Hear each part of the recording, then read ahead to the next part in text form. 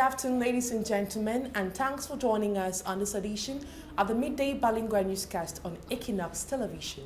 The first part of the news will be the French language with you. Judan Babessai, good day to you. Bon après-midi à vous, Immaculée Forquet. Mesdames et messieurs, bon après-midi à tous. Bienvenue aux 12h sur Equinox Télévision. La résurgence de la pandémie du Covid-19 dans la région de l'Est inquiète le programme alimentaire mondial.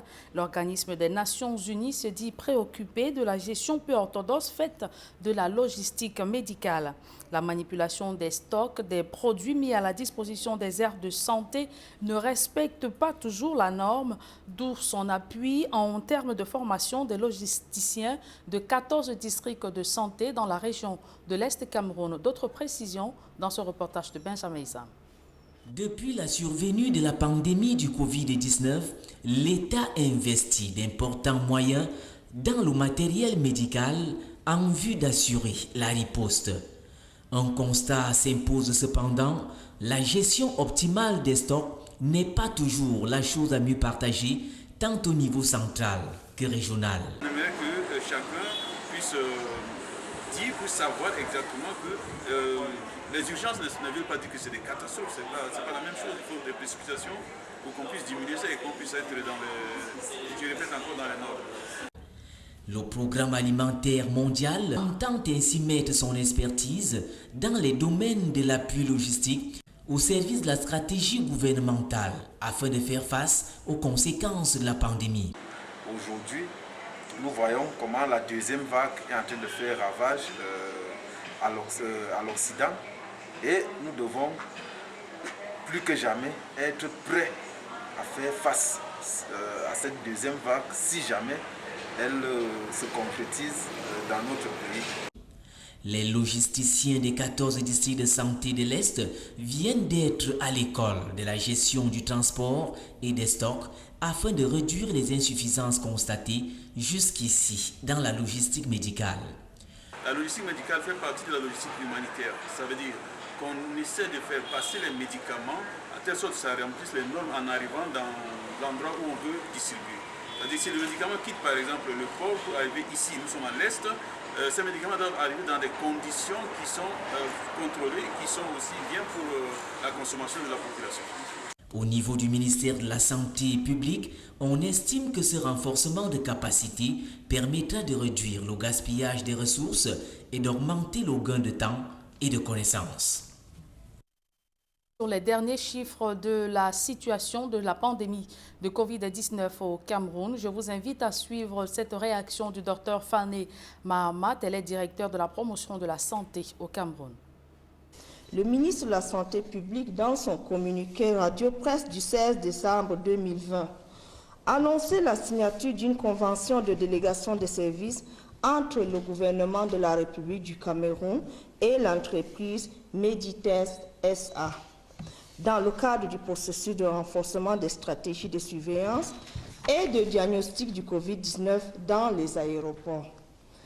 Ces missions comprennent notamment la réalisation des tests de dépistage du Covid-19 des voyageurs, la désinfection, décontamination des voyageurs et bagages, la vérification et l'authentification des certificats de tests Covid-19 des voyageurs qui embarquent et débarquent dans les aéroports de Yaoundé et Douala.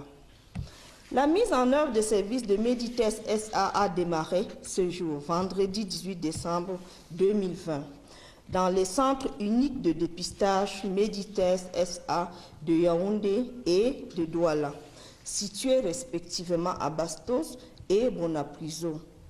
Le dépistage se fera tous les jours, de lundi à dimanche, de 8h à 18h. Les tarifs de dépistage en vigueur, incluant les opérations de désinfection, des contaminations des passagers, bagages, sont fixés ainsi qu'il suit.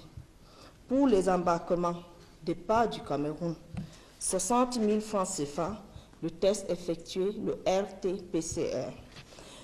Pour les débarquements arrivés au Cameroun, 30 000 francs CFA, test effectué, TDR. Nous invitons de ce fait les voyageurs à se rapprocher des centres uniques de dépistage Meditest SA afin de disposer de tests valides et conformes. Pour tout besoin d'informations supplémentaires, bien vouloir appeler le contact utile suivant. Yaoundé 653 72 72 23 660 12 12 93. Douala 653 72 72 93 660 12 12 91. Mesdames et messieurs, la prévention reste notre principale arme contre le Covid-19 qui sévit toujours dans notre pays. C'est pourquoi nous vous exhortons à davantage de prudence, de solidarité et de responsabilité afin de limiter la propagation du virus au sein des communautés.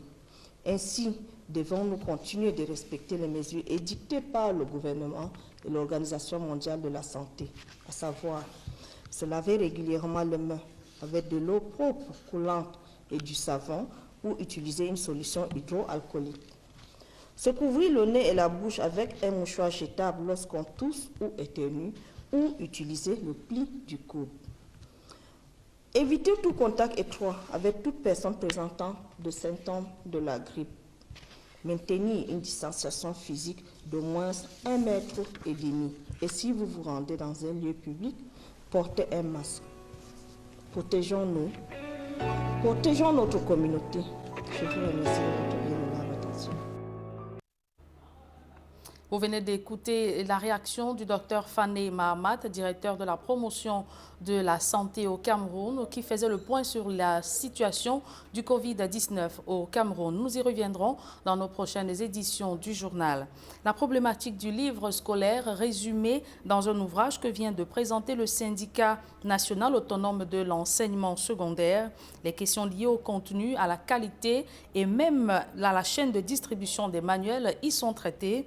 Des experts en matière estiment qu'il y a encore du chemin à parcourir pour ramener la sécurité dans ce secteur d'activité. D'autres précisions dans ce reportage de Marcelin Ganson.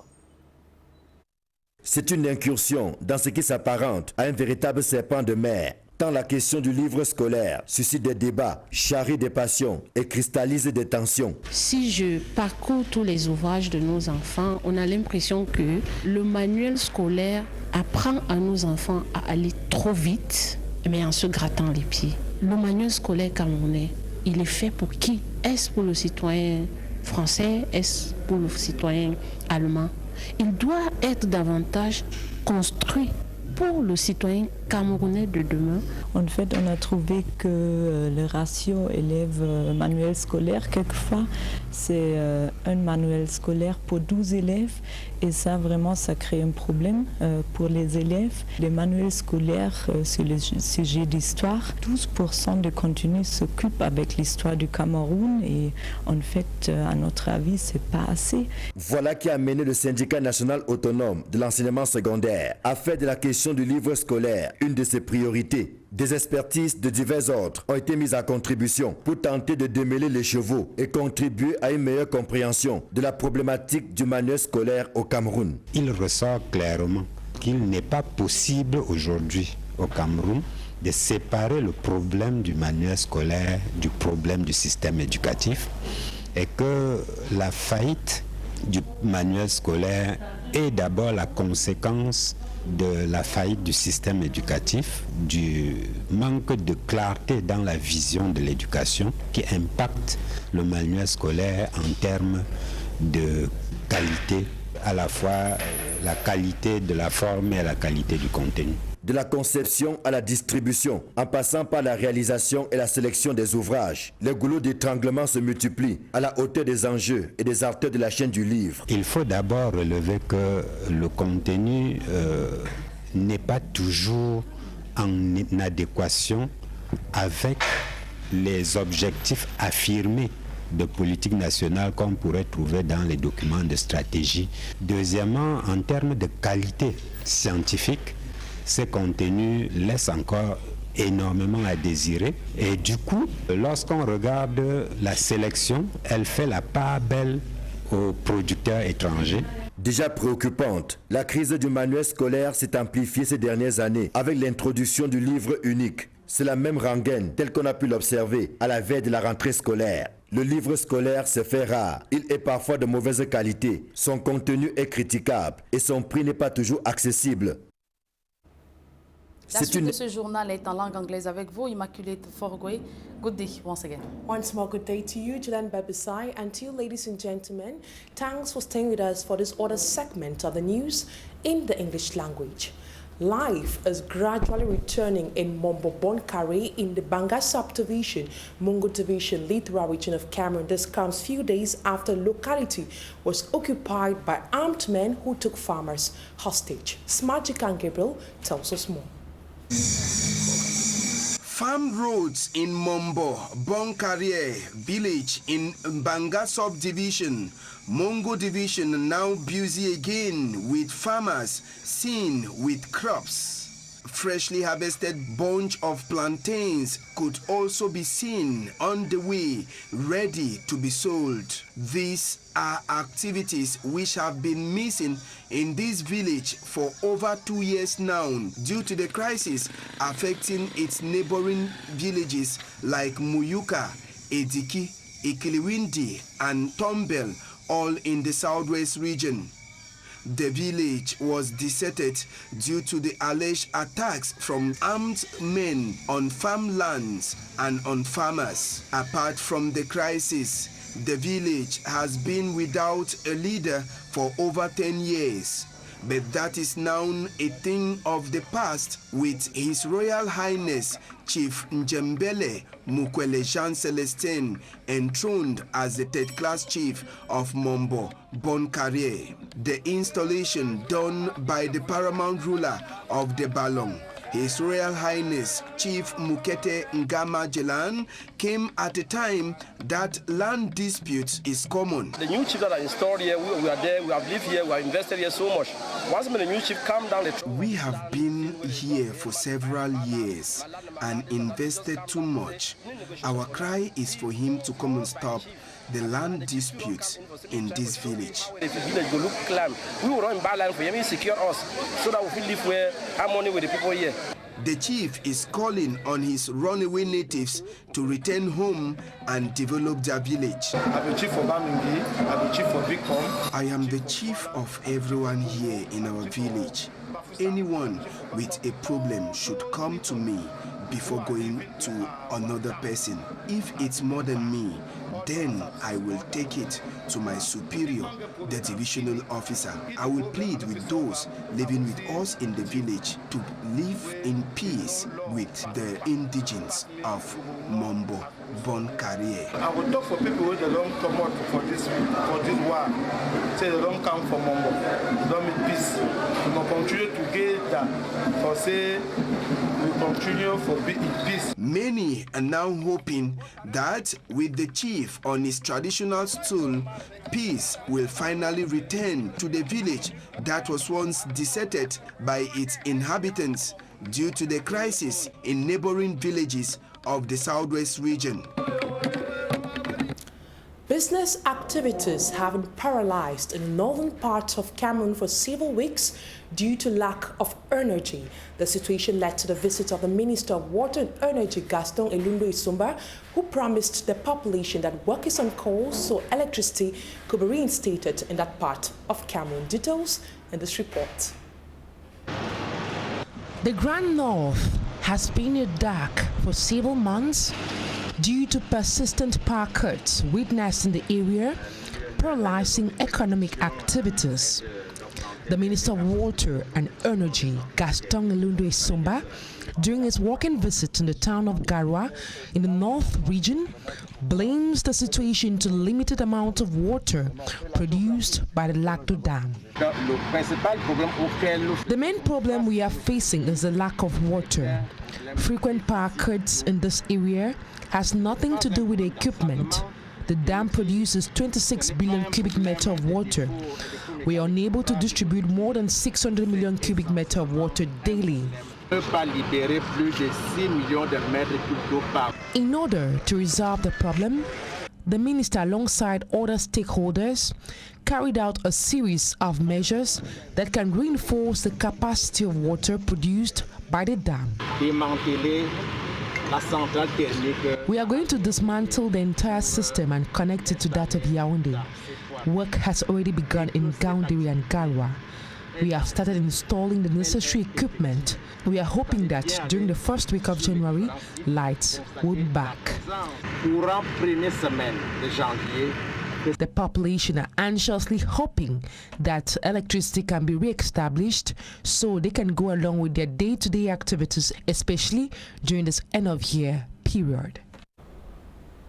And we talk something else. The Minister of Post and Telecommunication, Libom Likeng, has visited several schools in the economic capital, Douala, to sensitize students on the dangers of cyber criminality.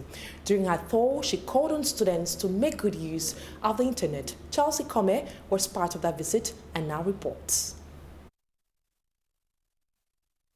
The use of the internet by mostly youths in Cameroon has taken the form of phishing, which is theft of identity, theft of bank cards, cyber pornography, scams, software piercing, sales, frauds and forgery of data, charity fund hacking, and theft of network services.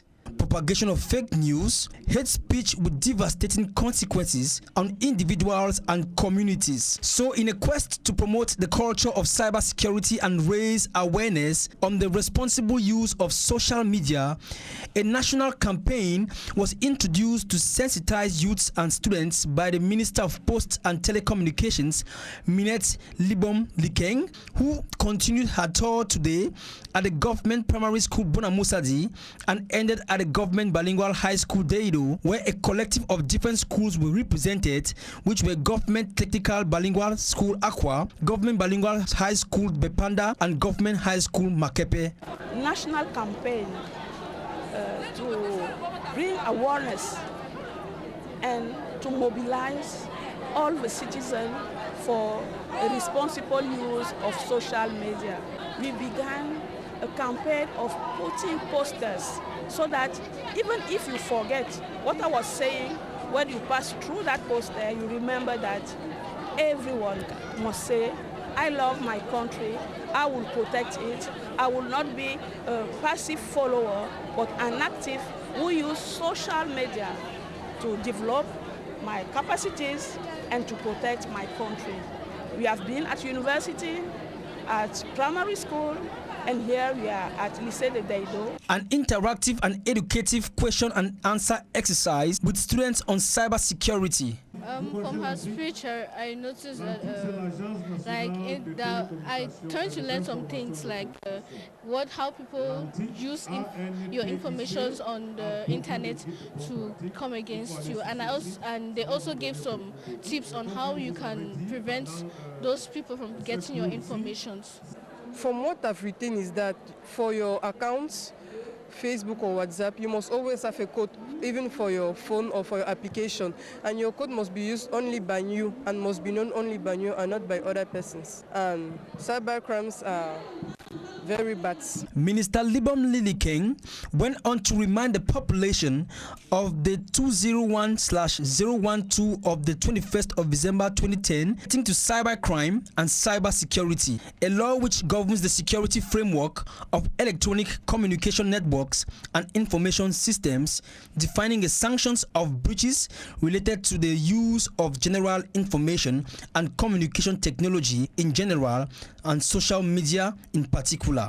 A national cybersecurity policy document which has been drawn up on aspects related to social media, which was also addressed during this campaign, which includes sensitization operations through mobile phone operators and through information technology. Furthermore, the minister urged pressmen and women to encourage the promotion of a better digital governance. In the upcoming excerpt, we are going to be getting latest information on the epidemiological situation of COVID-19 in the country. Take a listen to Dr. Fanny Mahmoud. She is the Director for the Promotion of Health at the Ministry of Public Health. Take a listen to her in this excerpt.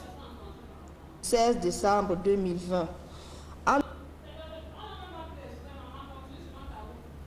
We are sorry we will not be able to give you that excerpt on the latest COVID-19 situation in the country and ends this edition of the Midday Balingua Newscast on Equinox Television. Have a lovely day in the company of our programs.